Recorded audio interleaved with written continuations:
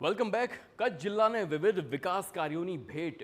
સીએમના હસ્તે જે પ્રકારે 503 કરોડના વિકાસ કાર્યોનું ખાતમુહૂર્ત અને લોકાર્પણ, ગાંધીધામ મનપાના 176 કરોડના કામોનું ખાતમુહૂર્ત, જિલ્લાના આંતરિક માર્ગોની સ્થિતિ સુધારવાની પણ યોજના, ભારે વરસાદના કારણે આંતરિક માર્ગોનું થયું ભારે ધોવાણ, 300 કરોડના ખર્ચે વિકાસના માર્ગોનું થશે નવીનીકરણ અને સમારકામ, શહેર અને ગ્રામ્ય વિસ્તારોમાં 53 માર્ગોનું નવીનીકરણ અને સમારકામ.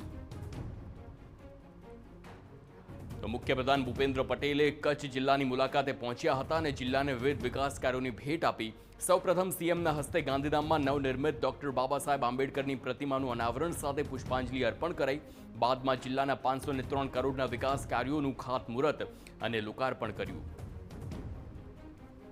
વિકાસ કામોના પરિણામે કચ્છમાં માળખાકીય સુવિધામાં વધારો થશે અને કચ્છના વિકાસને વધુ ગતિ મળશે.